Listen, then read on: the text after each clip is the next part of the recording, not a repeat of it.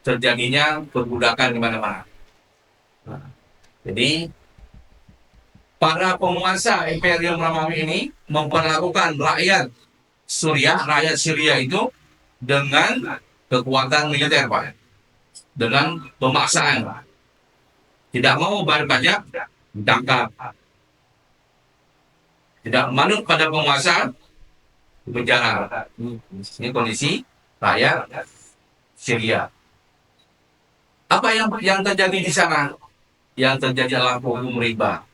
Yang kuat jadi raja, nah, yang lemah jadi budak. Sehingga yang menjadi korban adalah rakyat sipil, rakyat kecil. Nah, bahkan banyak penduduk Syria karena nggak mampu melunasi utang yang sangat tinggi bunganya, mereka menjual anak-anaknya,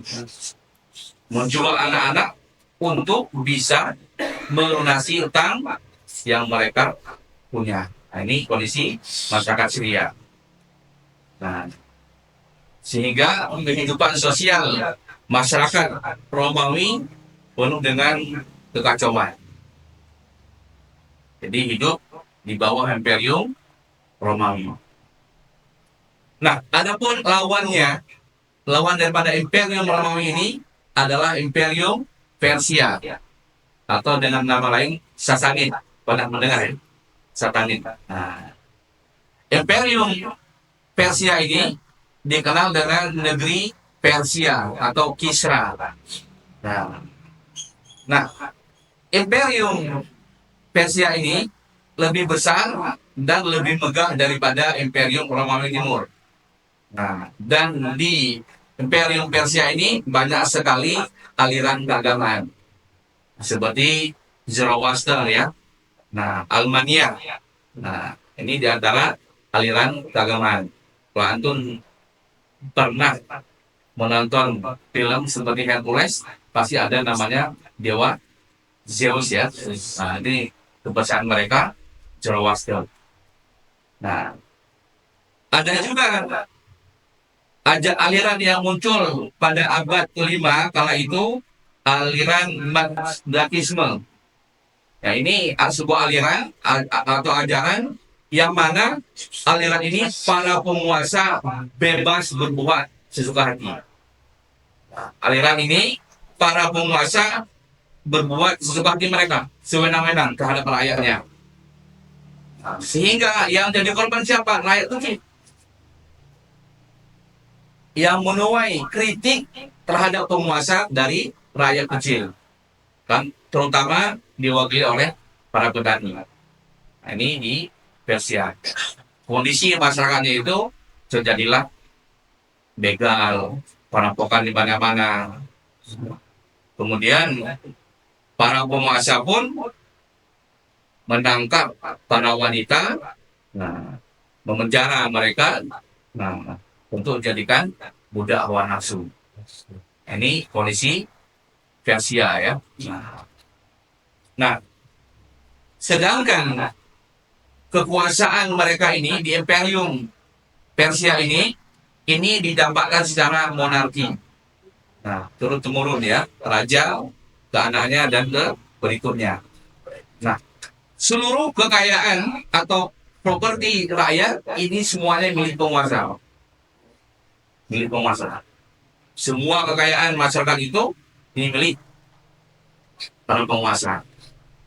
Nah, bahkan pola kehidupan mereka kala itu seperti binatang, bebas melakukan apapun. Ini kondisi masyarakat di bawah Imperium Persia. Nah, kemudian para penguasa kala itu mewajibkan masyarakatnya wajib militer. Nah, wajib itu militer, wamil ya. Nah, yang mana yang nggak ikut wajib militer ini akan ditangkap. Nah, bahkan dari kalangan para masyarakat lemah seperti kaum petani ini banyak yang meninggalkan pekerjaan mereka. Nah, mereka lebih memilih jadi biksu. Nah, jadi pendeta. Nah, kalau jadi pendeta kala itu tidak ditangkap. Nah, nggak wajib militer. Nah, ini Imperium Sassanid. Nah, dan yang menjadi musuh bebuyutannya adalah Imperium Romawi. Nah, ini musuh mereka adalah Imperium Romawi. Imperium Persia ini musuh besarnya adalah Imperium Romawi. Nah, bagi rakyat kecil terjadi perang atau tidak, ya nggak ada gunanya bagi masyarakat. Karena semuanya itu dilampiaskan merupakan hobi para penguasa. Nah, ini diantara sekilas kondisi masyarakat Persia. Nah, bagaimana dengan yang berikutnya, dengan Hindu? Nah, para ahli sejarah sepakat bahwa masa terjadinya kemunduran dan kemerosotan, baik dari segi aspek agama, moral, dan juga politik, ini dimulai pada abad ke-6 Masehi. Abad 6 Masehi itu Nabi kita sudah lahir belum? Belum ya, karena Masehi ini dihitung dari masanya Nabi Isa. Nah, jadi di masyarakat Hindu ini praktik asusila ini nyaris merata di mana-mana. Jadi rumah bordir, kalau bahasa gitu rumah bordir, kemudian tempat pelacuran ini di mana-mana. Bahkan agama kala itu dianggap sebagai ritual atau sebagai proses tazkiyah nafs kalau bahasa Islam, sebagai proses penyucian jiwa. Nah, agama kala itu. Kaum wanita ini tidak memiliki harga dan dipandang sangat rendah oleh mereka. Nah, bahkan ada satu kondisi di masyarakat Hindu ini, kaum wanita itu ketika suaminya meninggal maka dia ikut dibakar. Jangan ada sekarang Hindu hari ini. Ada ya? Ada nggak? Dan ada lagi ya. Nah, ini diantara masyarakat yang ketika seorang wanita nggak ada harganya, suaminya meninggal maka dia harus dibakar bersama suaminya. Ini kondisi wanita di masyarakat Hindu. Nah, dalam struktur masyarakatnya dikenal dengan istilah kasta ya, atau kelas. Nah, ini aturannya sakotor yang tidak dimiliki oleh menteri manapun. Hanya kasta di Hindu saja. Nah, Hindu ini awal munculnya di India. Nah, di India awalnya. Nah, karena penduduk negeri India kala itu mereka memutuskan diri untuk memutuskan diri dari kehidupan dunia.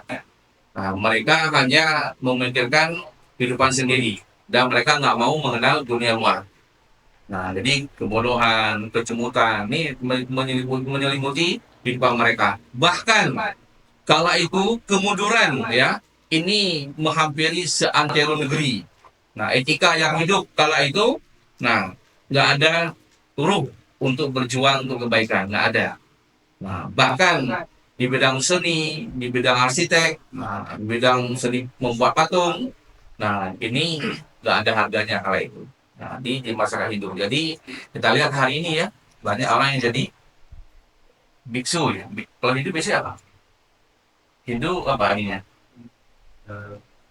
Orang yang jadi raja itu, pendeta apa? Apa itu? Kalau di muda biksu ya. Nah, itulah yang namanya. Biar sudah bahasanya biar. Nah, jadi perlu diketahui bahwasannya masyarakat India ini terbagi kepada kasta. Nah, kasta yang paling tinggi namanya kasta Brahmana. Nah, yang berhak masuk ke dalam kasta Brahmana ini adalah para pendeta dan para pemuka agama. Ini masih berlaku di Hindu hari ini ya.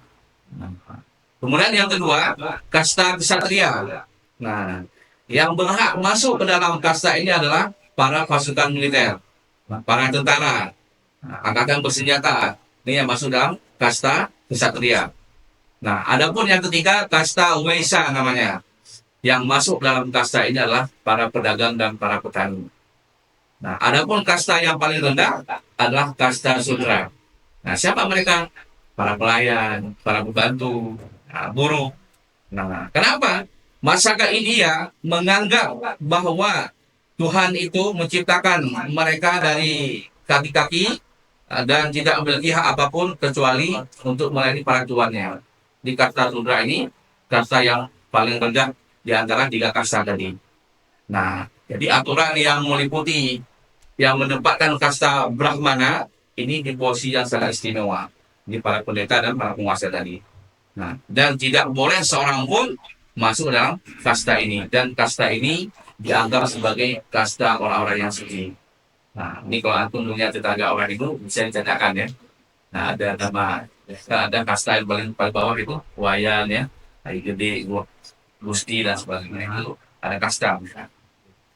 Nah, kemudian yang berikutnya setelah Hindu kita lihat kondisi keagamaan. Nah, di sebelum munculnya cahaya Islam, manusia kala itu hidup dalam kondisi kemunduran dan kemerosotan yang segala bidang kehidupan. Segala aspek kehidupan itu, baik ekonomi, agama, politik maupun sosial, nah akidah, pemikiran, semuanya ini, nah mereka berjalan di bawah satu aturan. Aturan apa? Aturan jahiliyah. Nah, jadi semua kehidupan manusia kala itu dikuasai oleh sebuah tradisi, yaitu tradisi jahiliyah. Nah, nah anehnya kekacauan yang terjadi di tengah masyarakat kala itu justru didalangi oleh para penguasa. Nah, kekacauan yang ada di tengah masyarakat, siapa dalangnya? Para penguasa, para pemimpin. Nah, jadi dunia waktu itu benar-benar ya berada dalam kegelapan yang sangat amat pekat dan sangat menyimpang dari ajaran aturan Allah. Nah, kalau kita lihat ajaran Yahudi, nah ini hanya berubah sebagai sekedar ritual. Nah, kemudian mereka tidak ada ya sama sekali tidak ada nilai dalam hal spiritual dan seakan-akan nggak ada nyawanya. Nah, kenapa? Karena dipengaruhi oleh percaya yang datang dari bangsa-bangsa yang ada di sekitarnya. Nah, nah, orang Yahudi ini kala itu lebih tunduk kepada orang yang mengalahkan mereka. Nah, mereka perang kalah tunduk pada mereka. Dan ada tradisi jahiliyah yang bersumber dari kaum paganis. Nah, ini banyak berperan dan semuanya diakui oleh para sejarawan Yahudi. Nah, salah satunya itu dicatat dalam kitab Talmud. Nah, yang mencatat bahwa praktek paganisme memiliki daya pikat tersendiri bagi kaum bangsa Yahudi. Nah, bagaimana dengan Kristen, Pak? Sebelum kedatangan Nabi Muhammad. Adapun ajaran Kristen ini juga telah diselewengkan oleh para ekstremis dan ditakwilkan oleh orang-orang bodoh. Nah, ini diantaranya. Kemudian cahaya tauhid, nah dan keikhlasan dalam beribadah kepada Allah telah mereka simpan di balik tirai yang tebal. Kemudian terjadilah perseteruan antara penganut Kristen di Syam dan Irak dan juga Kristen yang ada di Mesir yang mereka mengenal mempersoalkan masalah hakikat Isa Al-Masih. Nah, ini di antara orang-orang Kristen ya. Nah, rumah-rumah kala itu, kemudian sekolah-sekolah, serta gereja-gereja ini dijadikan sebagai camp ya, yang saling bersaing antara satu sama lainnya. Nah, ini di antara praktek paganisme di kalangan penganut Kristen. Nah, bagaimana dengan agama Majusi? Nah, kita singgung sedikit ya Majusi. Nah, Majusi, nah para pemuka ajaran Majusi ini mereka diwajibkan menyembah matahari sehari 4 kali, Pak. Nah, kalau hari ini ajaran menyembah matahari gimana? Jepang ya. Nah, jadi untuk ibadah tambahan mereka, nah selain menyembah matahari, juga diperintahkan untuk menyembah bulan. Nah, menyembah bulan, menyembah api, dan juga menyembah air. Nah, selain itu, mereka juga diperintahkan untuk membaca doa-doa tertentu. Nah, pada saat Anda bangun tidur, mandi, pakai handuk dan sebagainya. Ini orang-orang Majusi ya. Nah, yang mereka juga menolak mencukur rambut. Nah, rambut mereka nggak dicukur ya. Kemudian nggak memotong kuku. Nah, ini di antara mereka. Kemudian pada saat mereka diperintahkan untuk tidak berdoa saat apinya sudah padam. Nah, maka nanti salah satu bukti kelahiran Nabi Muhammad SAW itu padamnya api Majusi yang 1000 tahun tidak pernah padam. Nah, ini datarannya ya.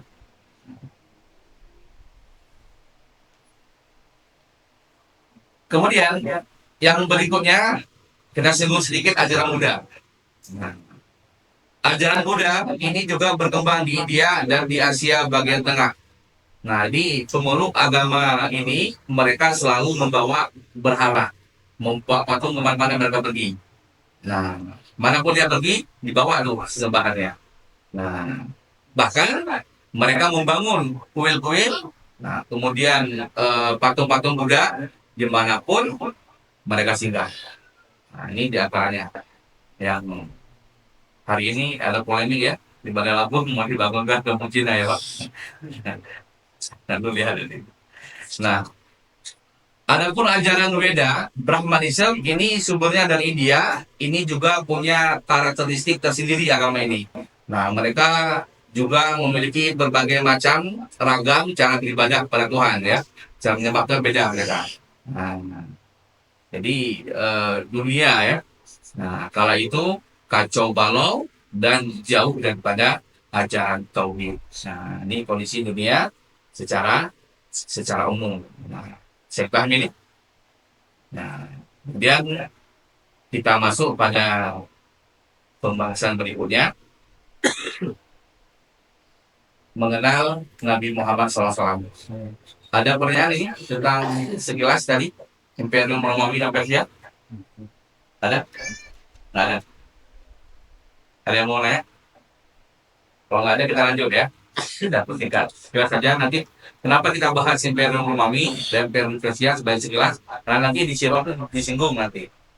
Nah, bahwa Nabi nggak belajar sama orang Yahudi, sama orang Romawi, dan sama orang Persia ya.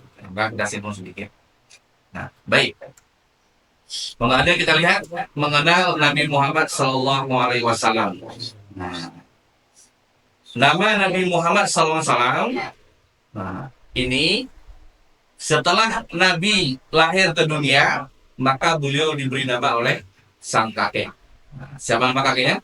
Abdul Muthalib. Nah, dan nama asli Abdul Muthalib ini adalah Syaibah Al-Han. Nah, masyarakat Quraisy kala itu merasa heran. Kenapa cucunya ini diberi nama dengan nama Muhammad? Ini nama yang asing bagi mereka. Nah, nama yang nggak lazim di mereka dengan nama Muhammad. Namun ketika hal ini ditanyakan kepada Abdul Muthalib, wahai Abdul Muthalib, mengapa engkau memberi nama dengan nama Muhammad dan tidak dengan nama kakek-kakekmu atau ayah-ayahmu? Apa jawab beliau? Aku menginginkan Muhammad kecil ini menjadi orang yang terpuji di bumi oleh penduduk bumi dan menjadi orang terpuji di langit oleh penduduk langit. Ini sebuah ucapan daripada sang kakek. Nama itu memberikan inspirasi yang sangat luar biasa. Maka jangan salah ketika kita semua memilih nama terbaik buat putra putri kita. Nah, karena nama yang disematkan itu nanti ada kaitannya dengan sifat atau karakter yang ada pada anak. Ini ya. Nah, jadi Abu Muthalib memberi nama dengan nama Muhammad karena beliau menginginkan sang cucu menjadi orang yang terpuji di bumi oleh penduduk bumi dan menjadi orang terpuji di langit oleh penduduk langit. Nah, ini nama Nabi Muhammad SAW. Kemudian nasab beliau ya. Nah, nasab Nabi Muhammad SAW ini penting kita pelajari. Karena banyak dari kita hari ini lebih hafal nama-nama pemain bola. Jujur lah. Nama pemain bola, nama artis, bahkan sampai hafal itu nomor sepatunya nomor berapa. Nah, ini anak kita hari ini. Ditanya tentang nasab Nabi Muhammad, siapa nama kakek Nabi Muhammad? Paling Abdul Muthalib. Pakainya siapa? Kalian siapa? Gak ada yang apa. Nah, ini kita ya, maka kita ubah ajarkan anak-anak kita tentang nasab Nabi Muhammad SAW. Nah, jadi Nabi Muhammad SAW memiliki nama lengkap Muhammad bin Abdullah bin Abdul Muthalib bin Hashim bin Abdul Manaf bin Qusay bin Kilab bin Murrah bin Ka'ab bin Lu'ay bin Walid bin Tihar. Nah, ini nasab Nabi Muhammad SAW. Kemarin sudah kita bahas ya. Dia nggak siapa sudah hafal ya. Nah, kemudian kita lihat satu persatu. Fihr. Nah, Fihr ini adalah nenek moyangnya suku Quraisy. Nah, jadi Fihr nenek moyang suku Quraisy. Nah, karena Fihr ini adalah keturunan Nabi Ismail dan Nabi Ibrahim alaihissalam. Adapun Qusay, nah, Qusay ini adalah orang yang menyatukan suku Quraisy. Nah, di Qusay ini orang yang menyatukan suku Quraisy. Jadi yang berhasil menyatukan suku Quraisy kala itu adalah Qusay. Dan Quraisy, kata Quraisy itu ini berasal dari kata takorus, dia artinya berkumpul. Nah, takorus yang artinya berkumpul. Dan juga Qusay dia punya jasa. Jasanya apa? Orang yang pertama sekali membentuk Darun Nadwah.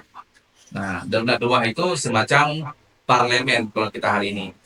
Rumah perkumpulan orang-orang Quraisy, para pemimpin Quraisy di situ. Membahas apapun ada di situ. Nah, ini Darun Nadwah. Adapun kakek beliau yang bernama Hashim, ini orang yang pertama sekali menghadap bangsa Romawi dan bangsa Persia. Nah, untuk apa? Nah, mereka menghadap penguasa Romawi dan penguasa Persia. Nah, beliau orang yang pertama sekali menjalin hubungan perdagangan. Nah, sehingga perdagangan Quraisy, nah ini bisa sampai ke negeri Persia dan ke Romawi. Nah, ini orang yang menjalin hubungan diplomasi agar barang dagangan kota kaum Quraisy itu masuk ke daerah mereka. Ini namanya Hashim. Ya. Dan Hashim juga orang yang mengadakan perkumpulan ya. Nah, perkumpulan kemudian pertemuan antara para pemimpin kabilah. Nah, dikumpulin para pemimpin kabilah ini beliau. Nah, ini orangnya. Kemudian Abdul Muthalib. Nah, Abdul Muthalib ini adalah orang yang pertama sekali menggali sumur Zam-Zam. Nah, ada kisahnya sebelum Abdul Muthalib ini menggali sumur Zam-Zam, mungkin terjadi perang ya antara suku Jurhum, nah dikalahkan oleh kaum Bani Bakar, kemudian mereka menguasai Mekah kala itu ya. Kemudian sama suku Jurhum itu sumur Zam-Zam ditutup. Nah, tutup. Dan yang menggali pertama kali adalah kakek Nabi. Namanya siapa? Abdul Muthalib. Nah, ini orang yang pertama kali menggali sumur Zam-Zam dan juga memberi minum orang-orang Arab. Nah, ini kalau kita lihat dari kakeknya Fihr sampai kepada Abdul Muthalib, ini ya ada ya kepemimpinan, kemudian sifat sosial ada pada kakek-kakek Nabi Muhammad SAW. Dan sifat kepemimpinan ini turun pada Nabi Muhammad SAW. Artinya kemuliaan nasab Nabi Muhammad SAW ini senantiasa tertanam di dalam jiwa setiap manusia. Nasab beliau. Jadi dalam nasab Nabi, dalam darah Nabi ini tertanam jiwa-jiwa gen bahasa kita ya. Nah, siapapun dia yang mengkaji, yang meneliti, yang memperhatikan nasab Nabi, nah nasab mulia Nabi, nah, maupun raja, nah ini pasti akan memandangnya dengan sangat-sangat kecil ya, akan terkesan dan sangat kecil kemungkinan mengingkari kemuliaan nasab Nabi Muhammad SAW. Nah, jelas ya kakek beliau, nah, sampai ke beliau. Nah, dengan demikian banyak orang yang berpengaruh dan ikut bergabung di bawah panji yang dibawa oleh Nabi. Nah, ini salah satunya nanti banyak orang-orang Quraisy ketika masuk Islam memandang Nabi, nah Nabi nggak berani dibunuh sama mereka atau dianiaya karena memandang nasabnya. Nah, kemudian nasab itu sangat penting ya. Sama kalau kita hari ini. Nah, kalau misalnya ada kepala suku dihormati, berani nggak orang menggoda anaknya? Berani nggak, Pak? Nggak berani. Itu ya di antaranya. Nah, jadi Nabi Muhammad SAW, nah, telah disiapkan oleh Allah menjadi nabi. Jadi Allah sengaja menghadirkan ya, nah Nabi Muhammad SAW dari garis keturunan yang terhormat. Apa tujuannya, Pak? Apa tujuan Allah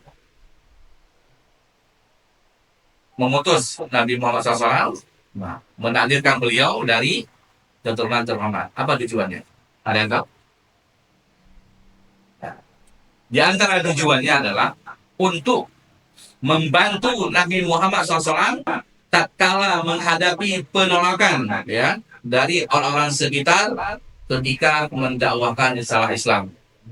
Nah, jadi ketika beliau mendakwakan risalah yang beliau bawa, nah ini orang-orang masih menimbang-nimbang. Nah, kenapa? Ini adalah semuanya persiapan dari Allah bagi nabinya Nabi Muhammad SAW. Artinya Nabi Muhammad SAW memiliki kemuliaan nasab dan darah kepemimpinan. Nah, darah seorang pemimpin. Nah, meskipun beliau bukanlah dari keluarga yang kaya raya. Nah, ini di antara nasab Nabi Muhammad SAW. Nah, di antara hikmahnya Allah Azza wa Jalla telah mempersiapkan kondisi Nabi Muhammad SAW tumbuh kembang. Nah, seperti ini agar apa? Agar beliau menjadi orang yang rendah diri, tawadhu kepada orang-orang fakir dan akrab dengan mereka dan sayang terhadap yang lemah dan juga beliau mudah bergaul dengan orang-orang kaya. Nah, ini diantara hikmah Allah memutus Nabi Muhammad dari garis keturunan yang terhormat. Salah satu buktinya nanti ya. Nah, kenal namanya Mus'ab bin Umair? Pernah dengar namanya? Pernah? Mus'ab bin Umair? Nah, Mus'ab bin Umair ini adalah duta pertama Islam. Kenapa beliau dipilih oleh Nabi jadi duta se-Madinah? Kenapa dipilih beliau? Karena lihat nasab. Ketika diutus orang seperti Bilal ke Madinah, diterima nggak, Pak? Nggak bisa. Nah, maka salah satunya itu nasab. Itu penting. Nah, Rasulullah memilih Mus'ab bin Umair karena kemuliaan nasabnya. Jika beliau dakwah di sana, bertemu dengan pramuka dilihat, oh ini keturunan bangsa lain. Maka mudah menerima kerjakannya. Nah, ini di antaranya. Nah, sebagaimana yang disebutkan dalam sejarah, bahwasannya keturunan dari Bani Hashim ini tidak sekaya dari Bani Umayyah. Nah, Bani Umayyah, nah kaya-kaya. Maka nanti ada paman Nabi, di antaranya siapa yang kaya? Abu Jahal. Abu Jahal itu dari Bani Umayyah. Nah, paman Nabi juga. Nah, akan tetapi Bani Hashim ini, nah, memiliki wibawa, yang mana wibawa mereka ini dipandang sangat tinggi di mata orang Arab. Nah, di kabilah Arab itu memandang Bani Hashim ini penuh dengan wibawa yang tinggi. Nah, karena itulah Bani Umayyah, salah satunya Abu Jahal itu, nah mereka sangat cemburu pada keluarga Nabi Muhammad SAW. Bahkan mengisahkan mereka itu berlomba-lomba masalah harta kekayaan Nah, namun ketika Allah mengutus Nabi dari Bani Hashim, mereka nggak bisa memamerkannya, kalah mereka. Nah, dari itulah salah satunya Abu Jahal itu sangat benci pada Nabi. Nah, jadi yang perlu kita perhatikan bahwasanya setiap orang Arab itu, nah ini mereka memiliki hubungan dengan Nabi Muhammad SAW. Baik dari segi perkawinan, nasab, ya, ini ada hubungan darah. Nah, contohnya ya, nah nenek moyang Nabi Muhammad SAW yang berasal dari Yaman, siapa Pak namanya? Masih ingat? Kinana. Nah, Kinana ini berasal dari mana? Yaman. Ini nenek moyang Nabi. Kemudian kakeknya Ibrahim dari mana? Irak. Kemudian neneknya Bunda Hajar berasal dari Mesir. Nah, sementara beliau dari Mekah. Nah, paman-pamannya sebelah ayah berasal dari Madinah. Nah, sedangkan eh, kakeknya yang bernama Hashim itu berasal dari Gaza dan dikuburkan di Gaza Palestina.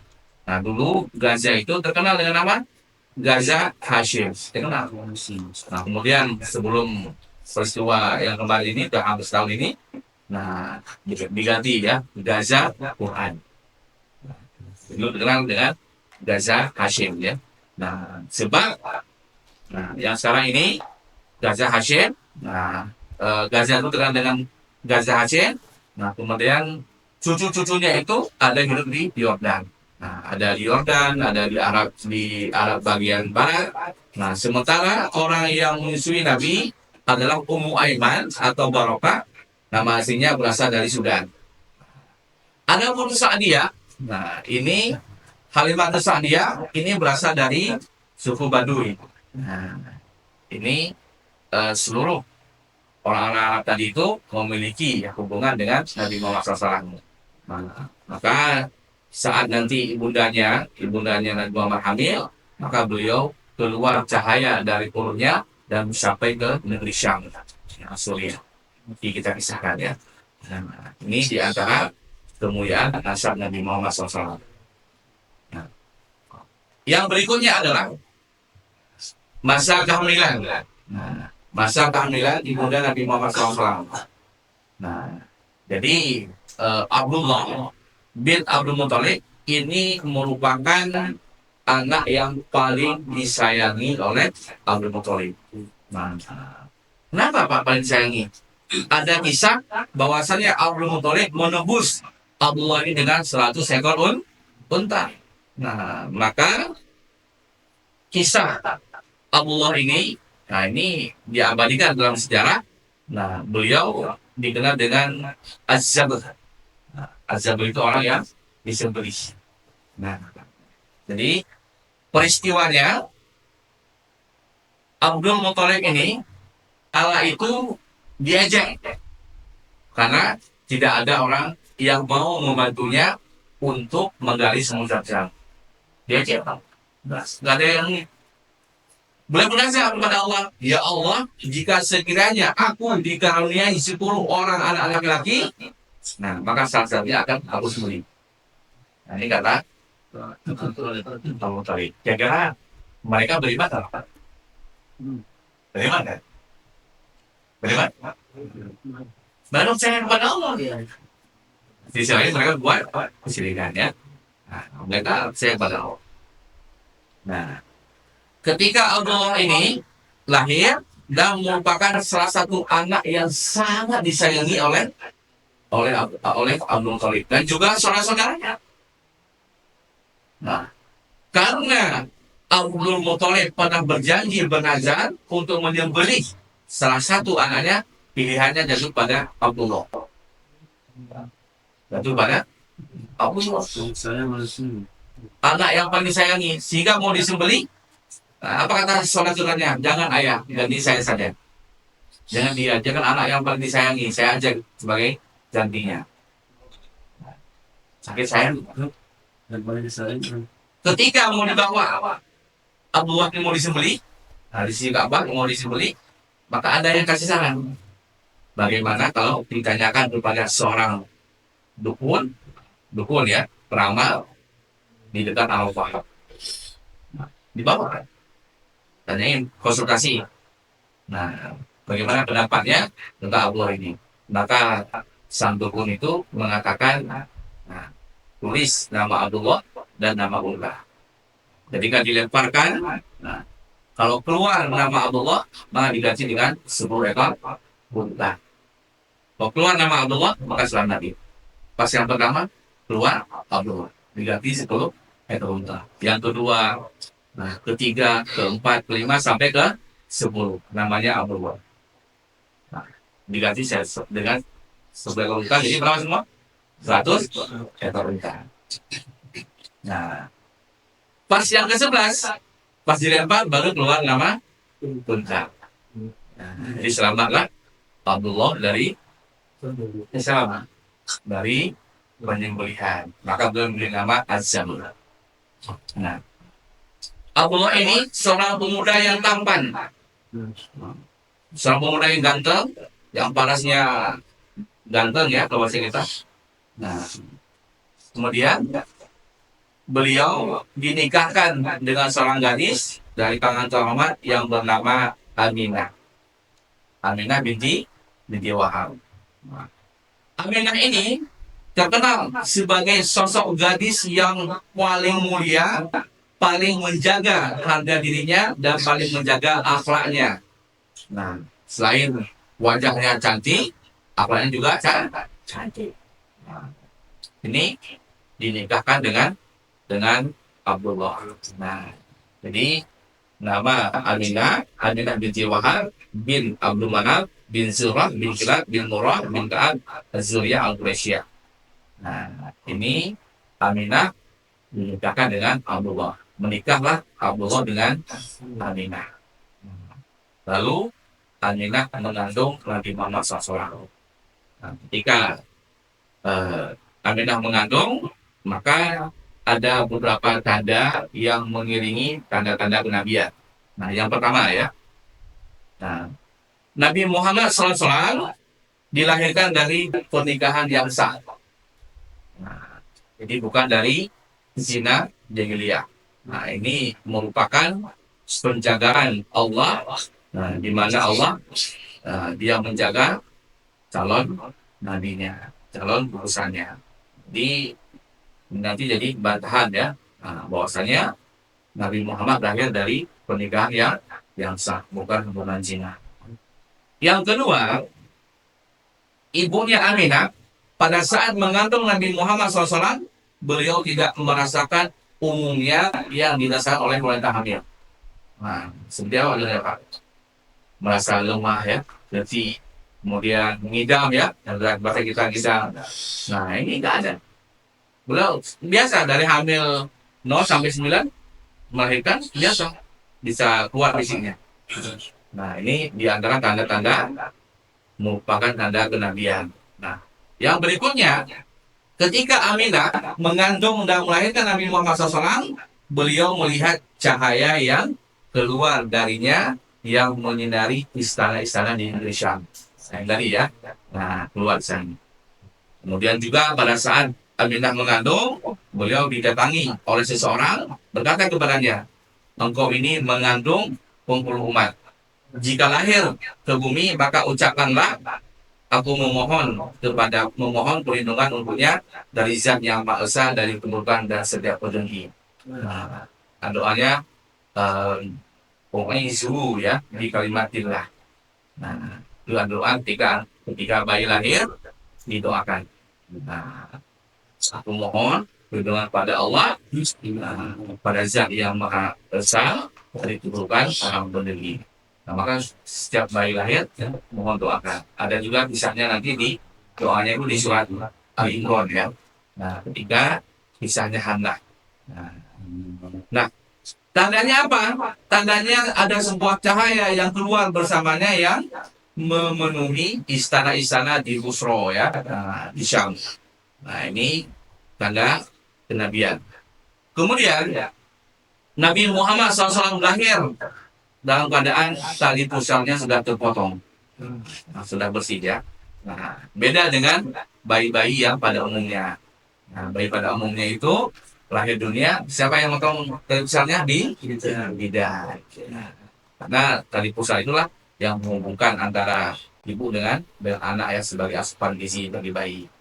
Nah, yang berikutnya Nabi Muhammad SAW lahir dalam keadaan sudah gigitan. Nah, beda dengan anak-anak pada umumnya yang lahir dalam keadaan belum gigitan. Nah, tanda berikutnya pecahnya bejana tanah yang ditaruh di atas Nabi Muhammad SAW.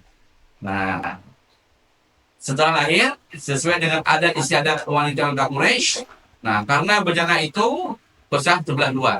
Nah, maka Nabi Muhammad tidak tidur di bawahnya. Nah, ini juga tanda kenabian. Nah, ketika bayi lahir, biasa di atas ada bejana gede. Nah, sini, nah kemudian bayi di bawahnya, ini jatuh Pak, pecah. Bagi dua, sehingga Nabi nggak fungsinya. Kalau ada orang Aceh ya, nah ada orang Aceh gini, ketika bayi diayunkan di Nina Bobo itu, di bawahnya ditambah apa? Parang. Tahu parang? Bawahnya. Kalau nggak parang apa lagi? Sapu hijau. Nah itu alasannya apa? Biar nggak diganti sama setan. Ini maaf ya, dia nggak sampaikan, dia nggak lihat di Aceh gitu ya. Nah itu contohnya adat kita. Nah, Nabi di atasnya jatuh pecah sehingga Nabi nggak ada di bawah. Nah, ini salah satu tanda kenabian.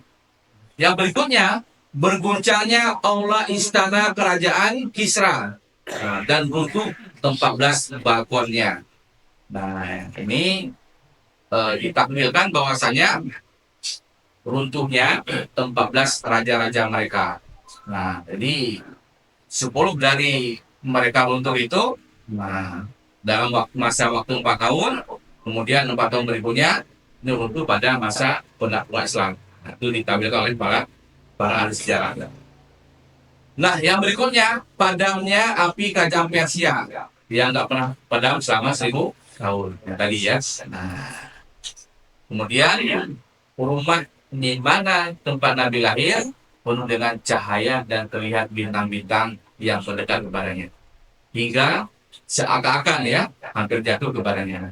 Dan ini dilihat langsung oleh Aminah ibundanya dan juga bidan yang bersamanya. Nah, di ibunda Aminah dan juga bidan yang menyampaikan hal tersebut. Nah, ini juga merupakan kebenaran, bukanlah kebatilan ya. Nah, kejujuran bukan kebohongan. Nah, ini sebuah tanda yang mengiringi kelahiran Nabi Muhammad SAW sebagai pengumuman terhadap kenabiannya. Nah, jadi pemberitahuan tersebut tentang ketinggian derajat Nabi Muhammad SAW dan juga pemberitaan terakhir tentang akhir daripada pertanyaannya. Ini di antara tanda-tanda kelahiran Nabi Muhammad SAW. Saya paham ini? Saya? Baik. Kita lanjut ya. Yang berikutnya, kelahiran Nabi Muhammad SAW.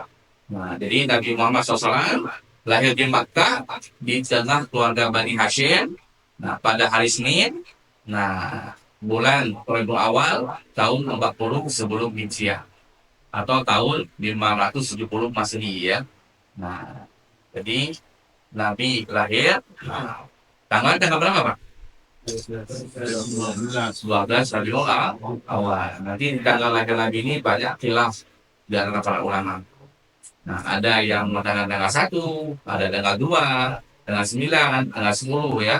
Nah, ini tidak ditentukan ya. Nah, tapi mayoritas para ulama yang menyampaikan Nabi lahir pada tanggal 12 Rabiul Awal. Nah, jadi beliau lahir 50 hari setelah peristiwa pasukan bergajah. Nah, atau sebuah agresi yang dilakukan oleh Abraham al-Ashram.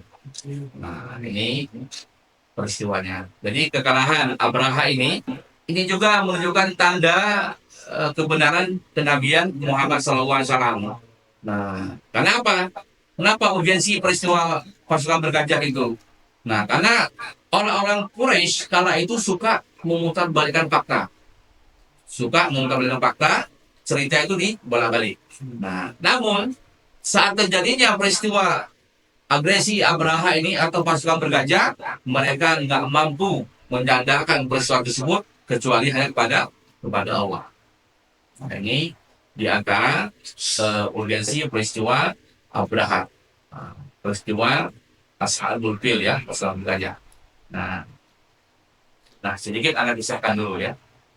Nah, peristiwa bergajah. Sebelum kejadian peristiwa bergajah ini, kita merenung sedikit peristiwa Ashabul Ukhdud. Pernah dengar ya? Nah, ini akan sampai sedikit sekilas, ini lebih lengkap atau baca di tafsir surat Al-Buruj dan Al-Fil.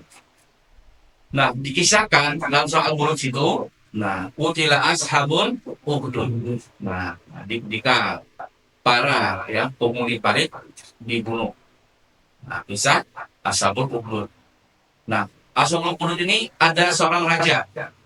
Nah, seorang raja Zunuwas, yang mana raja ini mempunyai seorang tukang sihir. Nah, tukang sihir sudah tua. Melaporkan kepada raja, wahai raja, sungguh diriku sudah tua, maka tolong carikan penggantiku.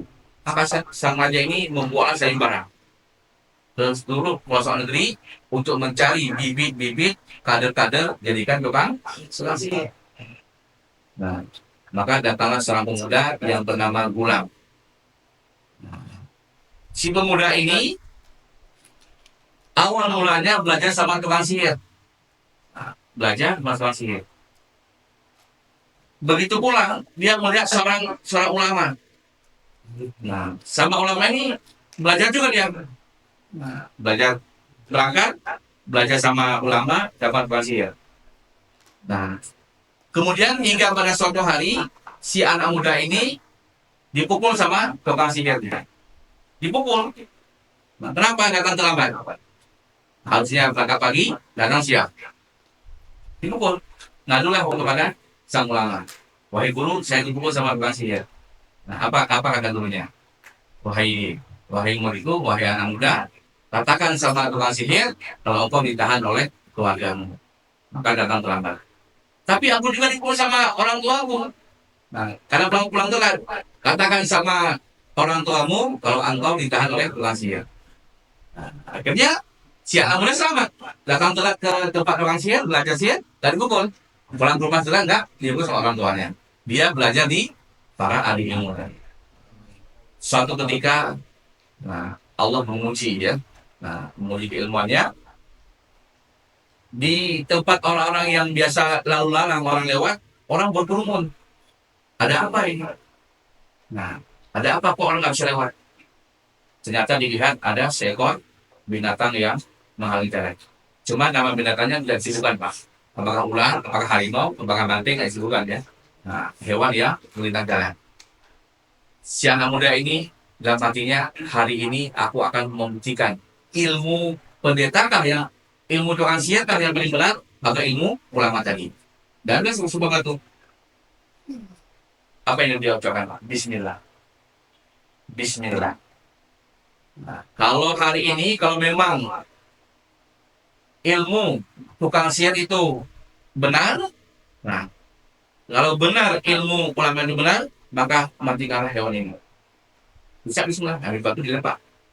Dilempar mengenai hewan tersebut, seketika mati dengan Allah.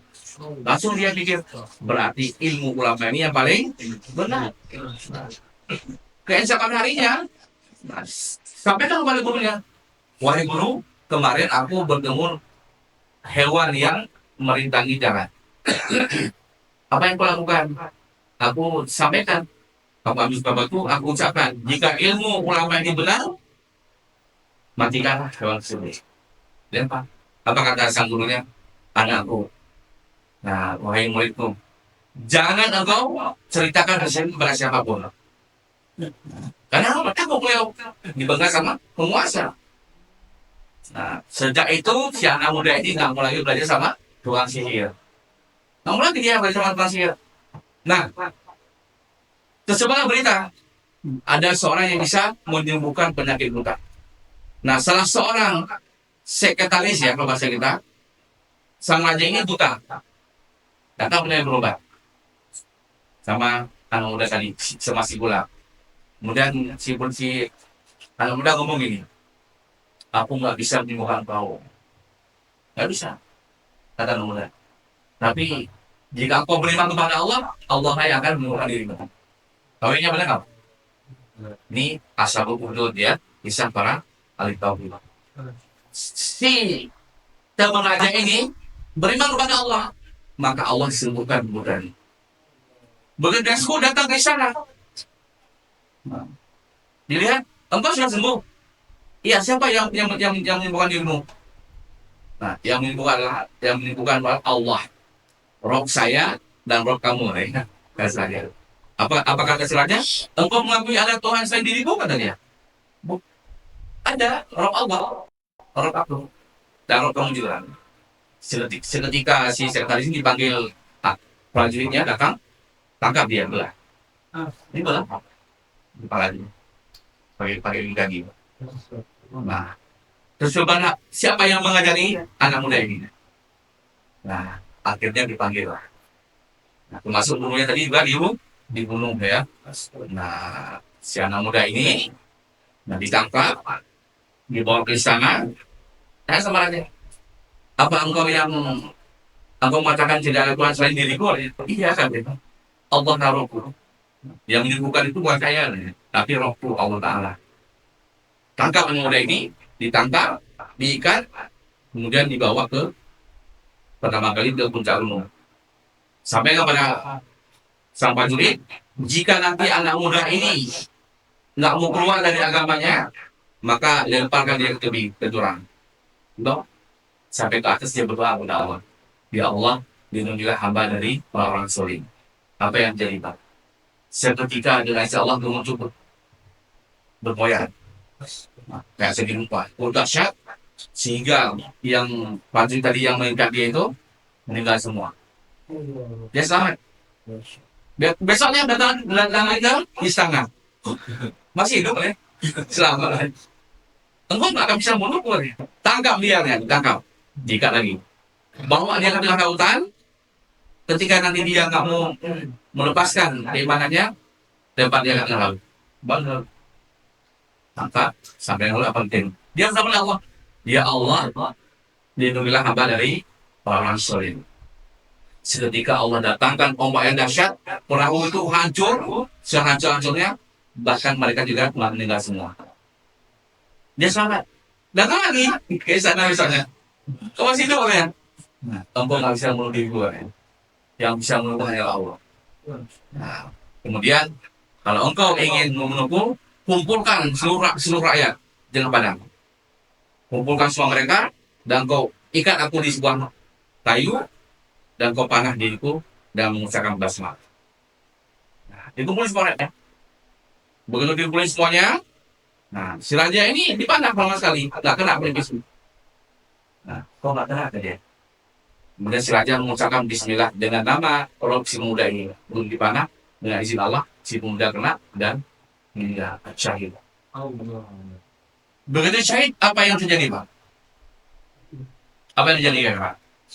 Seluruh yang nonton tadi beriman semua. 20.000 orang beriman semua. Nah, dia yakin bahwasanya roh adalah rohnya si pemuda tadi. Dan raja itu Zunawas, bukan Tuhan. Nah, akhirnya diperintahkan untuk para prajuritnya itu untuk menggali parit yang besar, api yang sangat dahsyat, yang nggak beriman dilemparkan situ semua. Nah, sampai pada seorang ibu yang dengan bayi. Kalau ragu saya ibunya, mau loncat apa enggak? Apa kata bayi dalam pangkuannya?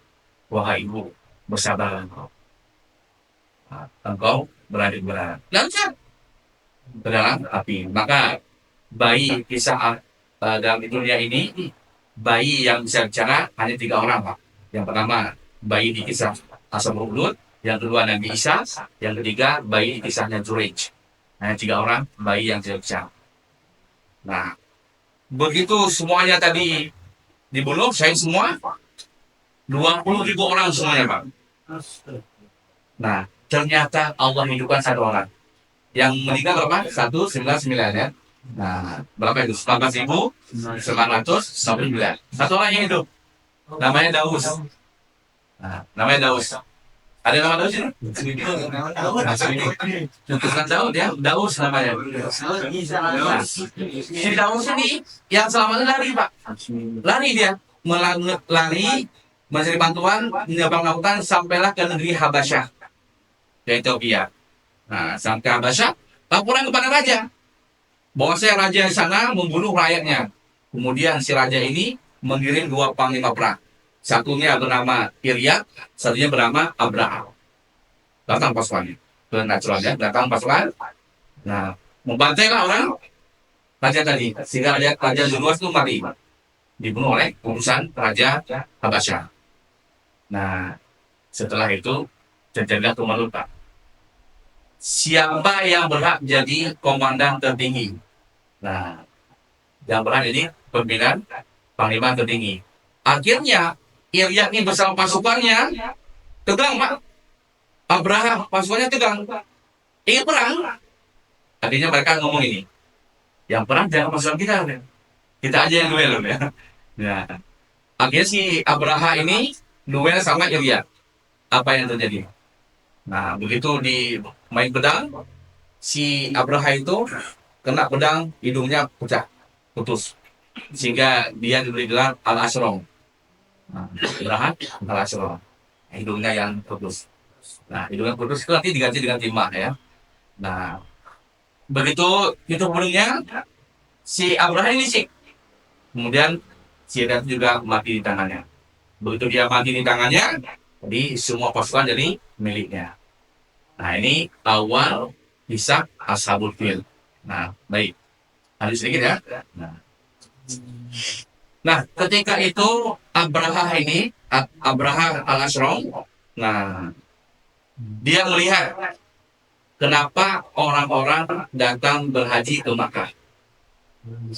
Haji ke Makkah. Karena ada kan Ka'bah. Akhirnya si Raja Abraham ini membangun sebuah gereja namanya Al-Qulais. Itu sangat besar dan megah. Megah sekali. Kalau dikisahkan, orang melihat gerejanya itu, bangunan yang tinggi itu, ini jatuh kopiahnya Pak. Saking tingginya. Bahwa hari ini apa gedung tertinggi? Burj Al-Khalifa ya. Nah, dari awal itu. Ini sangat tingginya. Nah, mendengar Abraham ini membangun gereja yang sangat besar, kemudian dia menginginkan apa? Orang-orang berhaji jangan lagi ke Mekah, tapi ke negerinya Yaman, ke tempat dia. Nah, didengar oleh salah seorang penduduk Mekah. Mana dia, Pak? Begitu dia dengar, datang. Apa yang terjadi? Dia buang air besar di situ, di gerejanya. Semua air besarnya itu dilumuri di gereja. Malah sama aja. Siapa yang melakukan ini katanya? Ada salah seorang orang Quraisy katanya. Nah, langsung dia naik kita hancurkan Ka'bah. Nah, kemudian dia mempersiapkan pasukan besar, salah satunya seekor gajah yang paling besar, namanya Mahmud. Nah, Mahmud nama gajah. Mahmud itu Subuji ya. Pernah lihat gajah yang besar, Pak? Mahmud. Namanya Mahmud. Pernah lihat bentuknya gajahnya? Oke, baik. Ini agak sedikit melenceng ya. Sedikit melenceng ini. Antum kalau nonton film Thailand, Pak. Nah, ada gajah besar itu, lebih besar itu. Nah, Anda sampai nyimpen sebuah film, di sini film itu pasukannya bergajah. Besar-besar gajahnya, di atasnya itu ada tandu ya. Nah, Anda bayangkan, mungkin Mahmud segede itu misalnya. Nah, disiapkan sama Abraham gajah tadi. Nah, datang mereka dalam perjalanan. Nah, begitu dalam perjalanan, setiap daerah yang mereka lewati ditaklukkan semua sama Raja Abraham. Yang tak dulu pada dia dibasmi semua. Nah, sehingga singkat cerita, si Abraham ini memerintahkan prajuritnya, nah, sebelum dia menghancurkan Ka'bah, panggil dulu ketuanya. Nah, panggil dulu pemukanya. Siapa pimpinan tertinggi di Makkah? Ternyata orang-orang pasukannya Abraham ini menangkap sekitar 200 ekor hewan ternak milik Abdul Muthalib. Ditangkap semua. Nah, ditangkap. Jangan kan punya Abdul Muthalib, punya siapa ditangkap sama mereka. Nah, singkatnya ya. Nah, begitu itu mana orangnya? Siapa yang punya ini? Nah, datang seorang yang apa namanya? Penuh wibawa. Begitu datang Abraha ini terpesona dia. Ini siapa dia orangnya?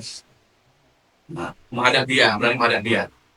Ternyata Abraha nggak bisa bahasanya Abdul Muthalib. Ada penerjemah ya.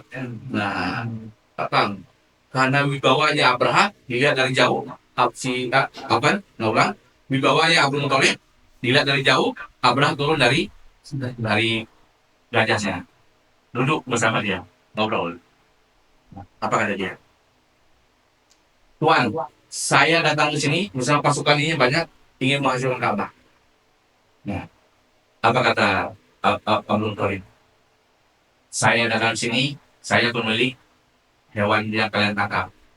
Unta, kambing itu milik saya. Adapun Ka'bah itu milik Robnya, ada dia. Nah, adapun hewan-hewan tadi ini yang kalian tangkap adalah milik saya. Ka'bah ada Rob yang punya. Nah, apa yang terjadi, Pak? Dikembalikan. Hewan yang ditangkap tadi 200 ekor itu dikembalikan punya Abdul Muthalib, dikembalikan. Nah, begitu dikembalikan, si Abdul Muthalib ngomong kepada penduduk Mekah, kita nggak bisa menjaga Ka'bah. Maka dihimbau untuk bersembunyi di gunung-gunung sekitar Makkah itu. Bersembunyi untuk menyelamatkan diri. Nah, begitu si gajah tadi dihadapkan menghadap Ka'bah, apa yang terjadi? Si gajah tadi menggelung dia, tak mau berangkat. Nah, mau berangkat. Tapi begitu dihadapkan ke Yaman atau selain ke Makkah, langsung dia berlari kencang. Si gajah tadi, tak mau dia. Karena tahu Ka'bah itu milik Allah ya, Allah jaganya. Namun Abraha yang tetap agresinya sama pasukannya, nah datang ingin menghancurkan Ka'bah. Begitu datang Allah putuskanlah, nah apa? Bayron Ababil. Nah, Ababil itu bukan nama burung ya, bukan burung Ababil. Ababil itu dalam bahasa Arab sekelompok burung. Kalau kita ngomongnya burung Ababil ya, burung Ababil kan. Nah, Ababil itu artinya sekelompok, kelompok burung. Yang mana setiap burung ini di paruhnya, di dua kakinya itu membawa tangan atau batu dari api neraka. Begitu dilemparkan, setiap kena kepala itu tembus ke pantatnya. Kena kepala menikmati, mati semua. Ibaratnya itu kalau antum lihat daun yang subur, yang hijau dimakan ulat. Nah gitu dulu ya. Sokan burung. Nah, bagaimana dengan Abraha? Abraha ini juga kena. Nah, dalam perjalanan dia satu dulu badannya putus dan mengeluarkan bau yang sangat biasa, sehingga dia sampai ke Yaman ya. Nah, baunya luar biasanya. Nah, Abraha juga mati. Nah, ini pasukan bergajah yang dipimpin oleh Abraha ya. Nah, maka peristiwa ini nanti, nah pasukan bergajah ini orang-orang Quraisy nggak bisa memutarbalikkan fakta, semua diserahkan kepada Allah. Nah, peristiwa bergajah ini nanti mengingatkan ketika peristiwa renovasi Ka'bah ketika Nabi berusia 35 tahun. Mereka orang-orang Quraisy nggak berani merobohkan Ka'bah, takut mereka dengan peristiwa bergajah. Nah, ini hikmahnya ya. Nah, ini diantara kisah kisah Ashabul Ukhdud dan juga kisah Ashabul Fil. Ini dua peristiwa besar yang mengiringi peristiwa sebelum kelahiran Nabi Muhammad SAW.